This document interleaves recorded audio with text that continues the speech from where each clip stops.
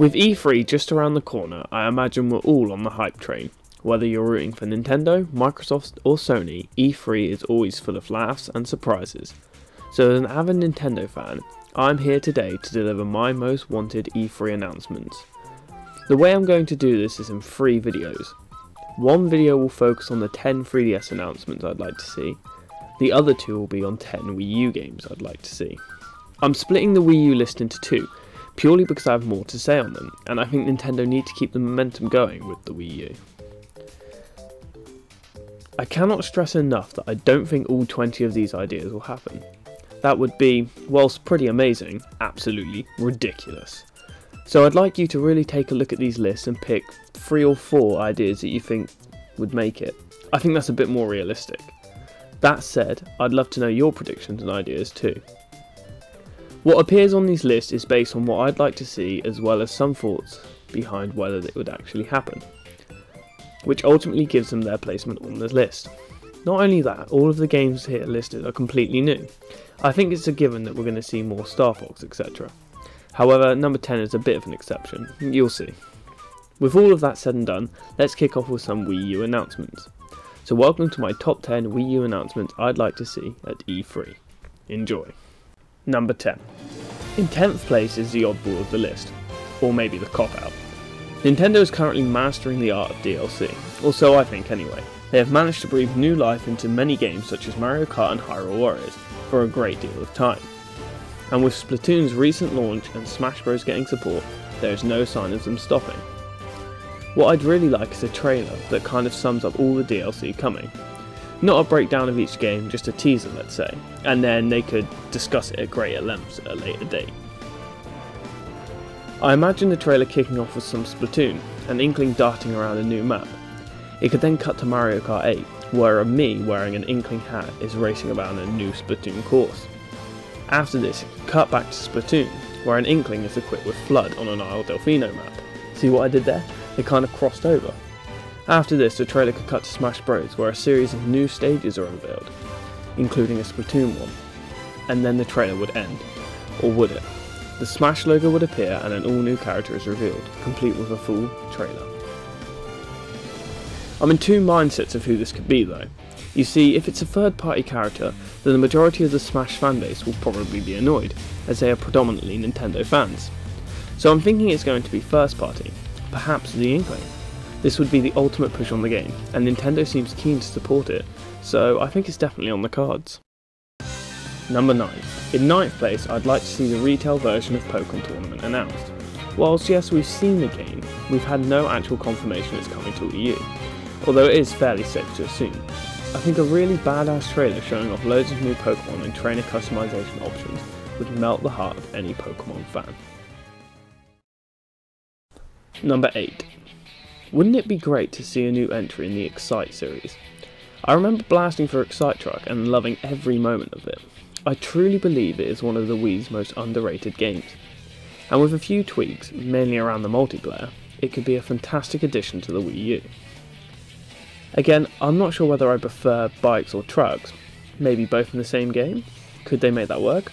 Or perhaps have different modes? Like I said, multiplayer would have to be a big part of this time round. Ridiculously, the Wii restricted you to only 2 players. Not only that, there weren't any CPUs on the map. That said, me and my buddies did have a laugh. So just imagine if they tuned it up. It could easily reach the multiplayer thrills of Mario Kart or Smash. Make it happen, Nintendo. Number 7. I'd really like to see what Next Level Games is up to, and whilst I don't mind if it's a Wii U or a 3DS game, I would ultimately prefer a Wii U one. And if so, there are 2 games I think it could be. Luigi's Dark Moon was incredible. If they pulled out a full HD sequel, I would literally lose my shit. I was a little gutted when Dark Moon was announced for 3DS. That said, it was an absolute hoot. Now it's been a few years and the game was, as far as I know, very successful. I'd like to see a sequel. The other title it could be is Punch-Out, which to be honest is probably more likely. And I think there is a lot of potential here. Punch-Out Wii was great, it had character, it had challenge and it looked great. But making a sequel wouldn't actually be too difficult. So here's what I'm thinking. New characters. It was great to see the classics in 3D and by all means bring them back. but if you added a fair whack of newbies, you'd already be halfway there to making a fantastic game. Secondly, dramatically improve the multiplayer. Let us play as all these characters, let us learn their fighting styles. Wouldn't that just be awesome? That alone would enhance its replayability. If they did put the effort into making these characters playable in the multiplayer, why not let us compete as them in solo mode too? I personally think that would be ace. Out of the two ideas, I'm really torn. I think Punch-Out is more likely, but Luigi's Mansion will probably get a better reception, so it's a tough call. I'd be content with either. Number 6. Just what is Retro Studios up to nowadays? I think it's about time we get to see. Like Entry 7, I think there are 2 games they could be working on, both of which are fairly obvious. That means they'll surely happen, or Retro will throw out a curveball and bring out the next Ice Climbers or something. So the first of these 2 games is Metroid, obviously.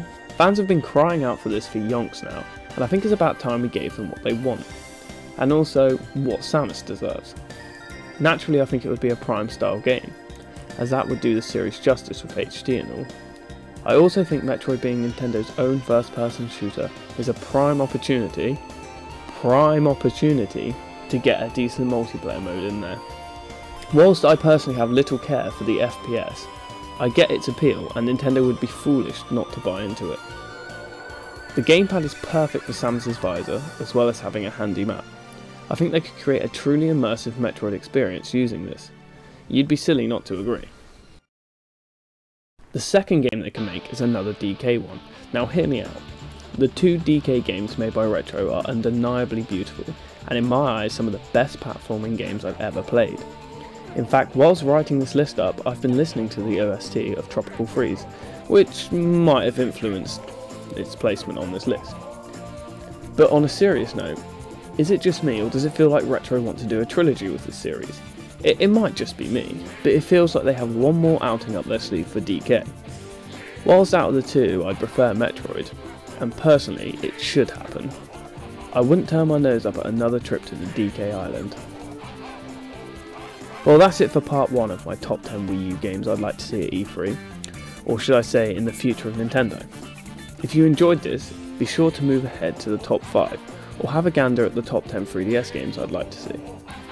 Thanks for watching, and be sure to come back again.